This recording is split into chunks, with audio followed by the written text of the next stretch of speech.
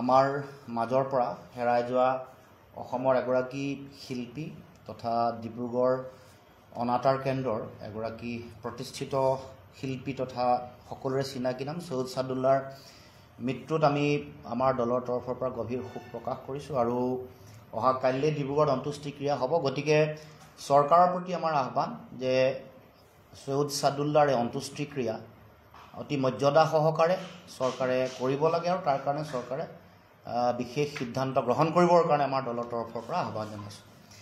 আজি ইতিমধ্যে আমাৰ দলৰ সন্মানীয় সাধাৰণ সম্পাদক ডাঙৰীয়াই কৈছে যে আমি আজি দুটা অতি গুৰুত্বপূৰ্ণ বিষয় লৈ আমি এই সভা আয়োজন কৰিছোঁ। গোটেই বিষয়টো অসমৰ জাতীয় জীৱনৰ আমি যাক অমৃত কণ্ঠ বুলি কওঁ, এগৰাকী শিল্পী সত্তা, যি শিল্পী সত্তাই অসমৰ সমাজ অসমৰ জাতীয় জীৱনক আচ্ছন্ন কৰি ৰাখিছিল দীঘলীয়া সময়। আমি এগৰাকী জাতীয় জীৱনৰ মহাপুৰুষ বা মহামানৱ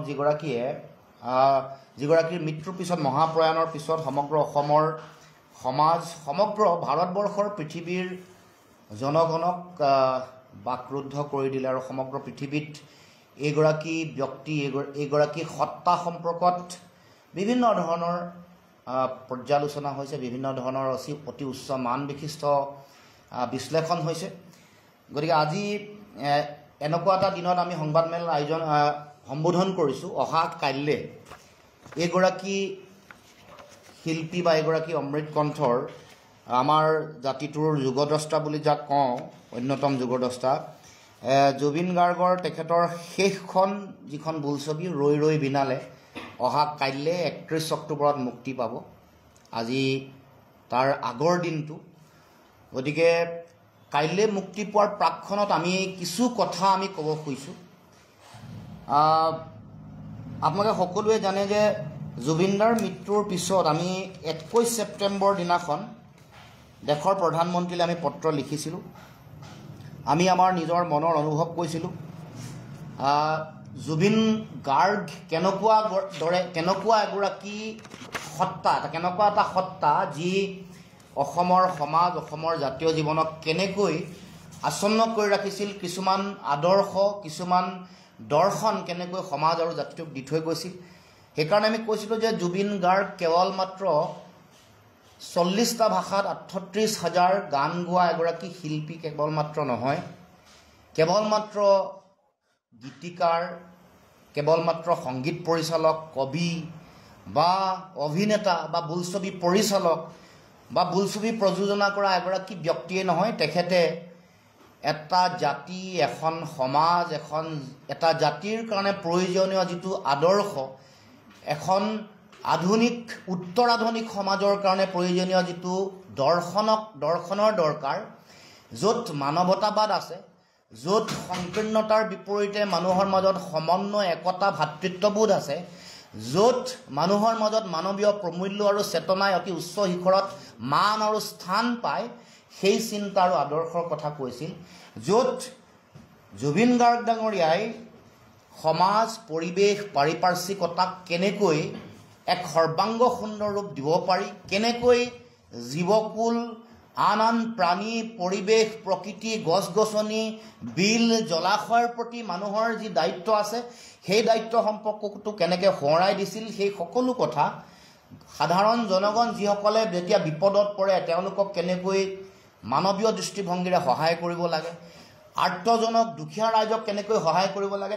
বহুতে ক'ব পাৰে যে তেওঁ ঘটা কিছু টকা পইচাৰ কিছু ৰাইজক দিছে, কিন্তু আদৰ্শটো মূল কথা। এই যে নিজৰ পৰা বা মানুহক নিজৰ সকলো এৰি দি সহায় কৰা যিটো আদৰ্শ, সেইটোহে আচলতে অত্যন্ত গুৰুত্বপূৰ্ণ আৰু প্ৰাসংগিক। সেইকাৰণে আমি আজি এটা বিশেষ বিষয় পুনৰ উত্থাপন কৰিব খোজাৰ প্ৰাকক্ষণত আমি এই বিষয়বোৰ পুনৰ ৰাইজৰ মাজলৈ লৈ যাব খুজিছোঁ। বিশেষকৈ অসমৰ সমাজৰ কাৰণে আৰু আন প্ৰয়োজনীয় কথা, এই পথাৰো আমাৰ, বজাৰো আমাৰ, এইটো এটা অতি শক্তিশালী এটা দৰ্শন, এটা অসমৰ সমাজৰ কাৰণে আমাৰ স্বাৱলম্বিতাৰ এটা মাৰ্গদৰ্শন কৰিবলৈ চেষ্টা কৰিছিল। গছ গছনি যধে মধে কাটিব নালাগে সেই কথা উল্লেখ কৰিছিল। গতিকে সমাজৰ মাজত ভাতৃত্ববোধ সমন্বয় আৰু একতাৰ এনাজৰী শক্তিশালী সুদৃঢ় কৰিবৰ কাৰণে তেওঁ অতি শক্তিশালী উদ্যোগ লৈছিল। গতিকে আমি তেখেতৰ বোলছবি অহা কাইলৈ মুক্তি দিয়াৰ প্ৰাক্ষণত আজি 30 অক্টোবৰ তাৰিখে আমি দেশৰ প্ৰধানমন্ত্ৰীক পুনৰ আহ্বান কৰিব কৈছোঁ।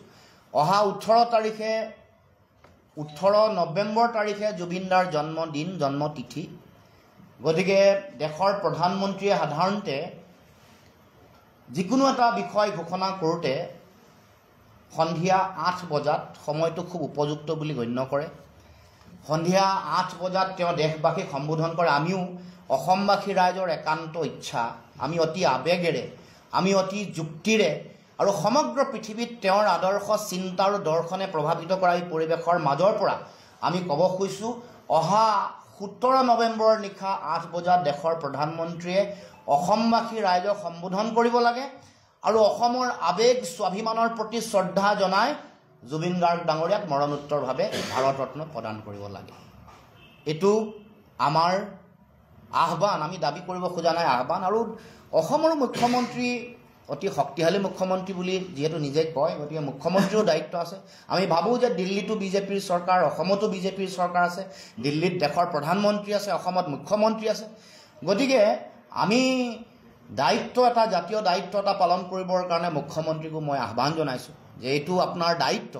ইয়াক লৈ আৰু কোনো ধৰণৰ বেলেগ কথা আলোচনা কৰিব নালাগে, কোনো ধৰণৰ বিতৰ্কৰ মাজলৈ যাব নালাগে। এইটো এটা জাতীয় দায়িত্ব, অসমৰ জনগণৰ অন্তৰৰ নিভৃত কোণৰ পৰা অহা আহ্বান বুলি গ্ৰহণ কৰি যাতে এই কামটো অসমৰ মুখ্যমন্ত্ৰীয়ে কৰে। কাৰণ মই ভাবোঁ যে তেওঁ নিশ্চয় পাৰিব, তেওঁৰ দিল্লীত সেইটো দখল আছে বুলি আমি বিশ্বাসে কৰোঁ। গতিকে এই দায়িত্ব পালন কৰিবলৈ আমি আহ্বান জনাইছোঁ। জুবিন গাৰ্গ জনগণৰ শিল্পী আছিলে, জনতাৰ শিল্পী আছিলে। সেইকাৰণে মুম্বাইত নাথাকি 12 বছৰ থকাৰ পিছত অসমলৈ ঘূৰি আহিলে, অহাৰ পাছত বিভিন্ন কথা কৈছে আৰু এটা কথা তেওঁ প্ৰমাণ কৰিলে যে শিল্পী সত্তাক কেতিয়াও কোনো কাৰণতে পণ্য কৰিব নোৱাৰে, শিল্পী সত্তাক কেতিয়াও কোনো কাৰণতে কোনো ধৰণে ব্যৱহাৰ কৰিব নোৱাৰে। গতিকে শিল্পী আৰু শিল্পী সত্তাক, ইয়াৰ যিটো শক্তিশালী, যিটো সাৰ্বজনীন চৰিত্ৰ, সেইটো অতি শক্তিশালী ৰূপত প্ৰতিষ্ঠা কৰাৰ ক্ষেত্ৰত জুবিন গাৰ্গ ডাঙৰীয়াই নিজৰ জীৱনত কৰ্মৰাজিৰে, নিজৰ চিন্তাৰে, নিজৰ বক্তব্যৰে, নিজৰ আদৰ্শৰে, নিজৰ দৰ্শনেৰে সেইটোক প্ৰমাণিত কৰি থৈ গ'ল, যিটো সাৰ্বজনীন শিল্পী সত্তাৰ যিটো চৰিত্ৰৰ শক্তি। গতিকে মুখ্যমন্ত্ৰীক আমি আহ্বান জনাইছোঁ যে অহা কাইলৈ প্ৰথম দিন আপোনালোকৰ যাতে সকলো মন্ত্ৰী বিধায়কে সকলোৱে মিলি প্ৰথম দিনৰ প্ৰথম শ্ব'টো যাতে ৰৈ ৰৈ বিনালে চায় আৰু জুবিন গাৰ্গৰ সত্তাক যাতে, সত্তাটোৰ লগত জড়িত হৈ থকা আন আদৰ্শ আৰু চিন্তাক যাতে আৰু গভীৰৰ পৰা গভীৰতৰলৈ যাতে উপলব্ধি কৰিব পাৰে, তাৰ কাৰণে মই অনুৰোধ জনাইছোঁ। গতিকে আমি এইটো মূল বিষয়, তাৰ লগতে আৰু এটা বিষয় আমি সংযোগ কৰিব খুজিছোঁ। বিষয়টো হৈ গ'ল অহা 8 তাৰিখে আপোনালোকে জানে যে ইতিমধ্যে বুক মাই শ্ব'ত পোষ্ট মেলনৰ সংগীত অনুষ্ঠানৰ কাৰ্যসূচীৰ কাৰণে টিকেট ইতিমধ্যে বিক্ৰী আৰম্ভ হৈছে অহা 8 ডিচেম্বৰ। আৰু গোটেই অনুষ্ঠানভাগী মই শুনাত খানাপাৰাৰ খেলপথাৰতে হোৱাৰো পূৰ্ণ সম্ভাৱনা আছে। আমি আমাৰ দলৰ তৰফৰ পৰা বা অসমৰ ৰাইজৰো এইটো আহ্বান, বিনম্ৰ আহ্বান, যাতে যেতিয়ালৈকে জুবিনদাৰ মৃত্যুৰ প্ৰকৃত সত্য উন্মোচিত নহয়, যেতিয়ালৈকে জুবিনদাৰ এই মৃত্যু বা মুখ্যমন্ত্ৰীৰ ভাষাত হত্যাই যেতিয়ালৈকে ন্যায় নাপায়, তেতিয়ালৈকে এনেকুৱা ধৰণৰ বিনোদনৰ কাৰ্যসূচী, পোষ্ট মেলনৰ সাংস্কৃতিক কাৰ্যসূচী বাতিল কৰিবৰ কাৰণে আমি দাবী উত্থাপন কৰিছোঁ। এই সাংস্কৃতিক অনুষ্ঠানৰ লগত জড়িত হৈ থকা আনুষংগিক বহু কথা ভৱিষ্যতে কম, আজি নকওঁ। এই পোষ্ট মেলনৰ 8 আগষ্টত হ'ব লগা যিটো সাংস্কৃতিক, 8 ডিচেম্বৰত হ'ব লগা যিটো সাংস্কৃতিক অনুষ্ঠান, সেই অনুষ্ঠান বাতিল কৰিবৰ কাৰণে আমি আহ্বান জনাইছোঁ মুখ্যমন্ত্ৰী ডাঙৰীয়াক। আৰু তাৰ লগে লগে আমি আৰু এটা বিষয় উত্থাপন কৰিব খুজিছোঁ। 8 ডিচেম্বৰত হ'ব লগা পোষ্ট মেলানৰ এই কাৰ্যসূচীত 100 কোটি টকাতকৈ ওপৰত কেইবাশ কোটি টকা চৰকাৰে নিৰ্ধাৰণ কৰিছে। কেইবাশ কোটি টকা নিৰ্ধাৰণ কৰিছিল। কিমান আপোনালোকে জানিব, বিভিন্ন সময়ত সংবাদ পৰিৱেশন কৰিছে। আমাৰ অনুৰোধ, আমাৰ আহ্বান যে সেই পইচাৰে জুবিন গাৰ্গৰ নামত জুবিন গাৰ্গ সংগীত বিশ্ববিদ্যালয় গুৱাহাটীৰ মাজমজিয়াত হ'ব লাগে। সংগীতত বা সংগীতৰ লগত জড়িত হৈ থকা কাৰিকৰী সকলো কথা, ছাউণ্ড ইঞ্জিনিয়াৰিং, বিভিন্ন ধৰণৰ গান গোৱা, সংগীত, বিভিন্ন অনুষ্ঠান, বাদ্যযন্ত্ৰীসকলৰ ভাৰতবৰ্ষত নাম আছে। নলবাৰীলৈ আহি কুমাৰ চানুৱে কৈছিলে যে মুম্বাইৰ মিউজিক ইণ্ডাষ্ট্ৰী, অসমৰ শিল্পী কলা কৌশলীসকল যদি অসমলৈ আহি দিয়ে পেৰালাইজ হৈ যাব, এই কথা কৈছিলে। আৰু আমিও, আপোনালোকেও জানি আচৰিত হ'ব যে জুবিনদাৰ লগত প্ৰথম বেণ্ডত যিসকল ডিব্ৰুগড়ৰ মানুহে বজাইছিল, মিউজিক যিসকলে বজাইছিলে, বাদ্যযন্ত্ৰী আছিলে, তেওঁলোকক খবৰ ল'ব, তেওঁলোক প্ৰত্যেকেই এতিয়া অৰিজিৎ সিং, কৈলাশ খেৰ এনেকুৱা মানুহৰ লগত বজাই আছে। এটা সময়ত কল্যাণ বৰুৱাও তেখেতৰ লগত আছিল।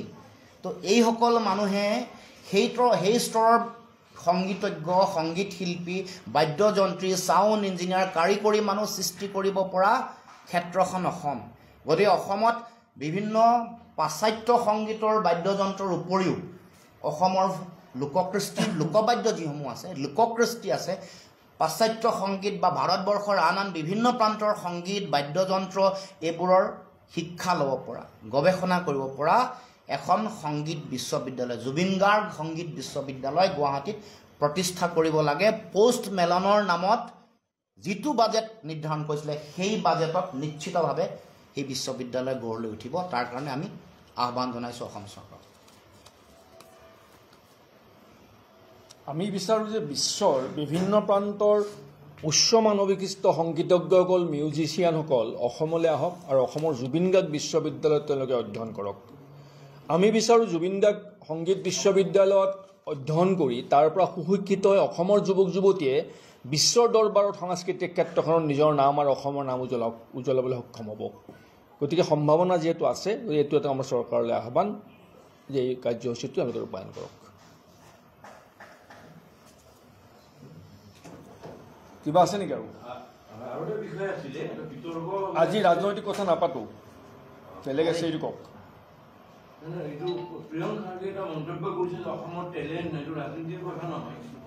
সেইটো আমি আমাৰ প্ৰতিক্ৰিয়া প্ৰকাশ কৰিছোঁ, অলৰেডি কৰিছোঁ। আজি আমি বেলেগ বিষয়ে নাযাওঁ, ইতিমধ্যে কৰিছোঁ আমি ৰাজহুৱা আনুষ্ঠানিক বিবৃতি দিছোঁ, আমি আনুষ্ঠানিকভাৱে কৰিছোঁ।